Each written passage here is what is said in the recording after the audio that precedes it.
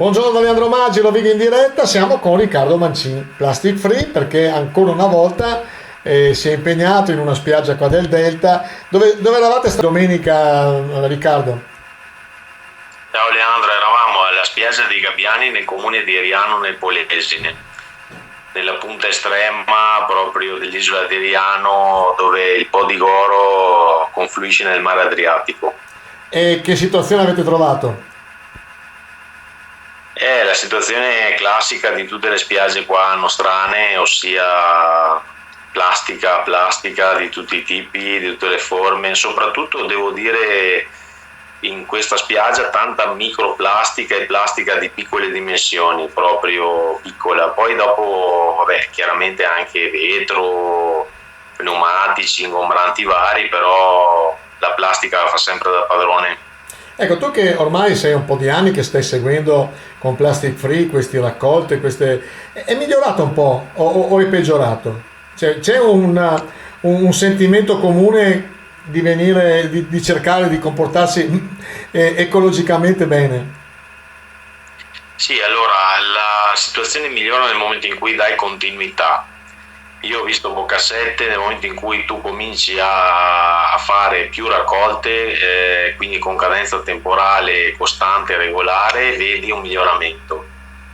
E ti posso dire che vedo aumentata la coscienza ambientale nelle persone, vedo con un po' di amarezza che nei giovani si fa fatica a penetrare, quindi ci vuole un po' più di tempo e soprattutto secondo me bisogna trovare la via migliore, che non è quella di invogliarli semplicemente a partecipare, quindi bisogna trovare il sistema che stimoli i giovani a unirsi, però comunque c'è la tendenza è in miglioramento, sicuramente sì.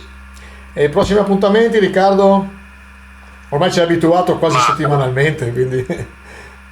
sì, beh, con cadenza mensile io ne faccio una nelle zone qua del Delta, e ti posso dire già che il 6 di novembre ce ne sarà una a Pila sullo scanno che è appena fuori dal porto, quindi la base sarà il porto di Pila. Da lì partiremo con la famiglia cacciatori che ormai è nostra alleata, ci conduce sulle nostre spiagge, quelle naturalmente inaccessibili, quelle accessibili solo via imbarcazione, e quindi andremo lì. E naturalmente il tempo spero sia insomma consono, che ci consenta di andare, però l'idea è quella di fare proprio l'ultima pulizia, perché poi dicembre insomma è un po' proibitivo, ecco, tra la stagione e il freddo eccetera, però l'idea è quella di andare appunto a novembre a fare un'ultima uscita e a raccogliere quanta più plastica possibile.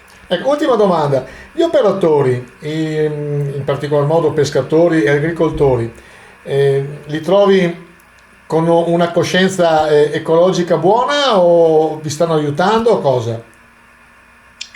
Ma sai, è un territorio che ha bisogno di tempo, secondo me. È una missione questa di sensibilizzazione che io porto avanti da qualche anno e che ha bisogno appunto di tempo.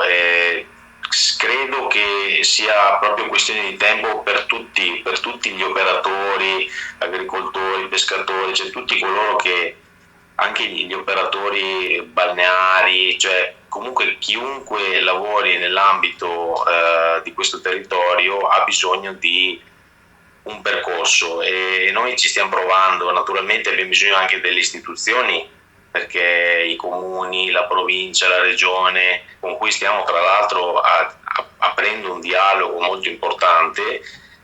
E sai, è tutto lì che si gioca, naturalmente nella costanza, nella determinazione, nel dialogo, nella sinergia, e quindi noi di Plastic Free ci crediamo molto e io penso che arriveranno i frutti, ecco, un po' alla volta.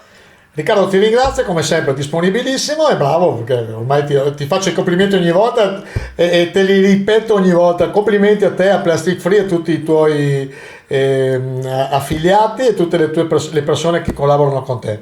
Grazie ancora. Grazie gentilissimo, grazie.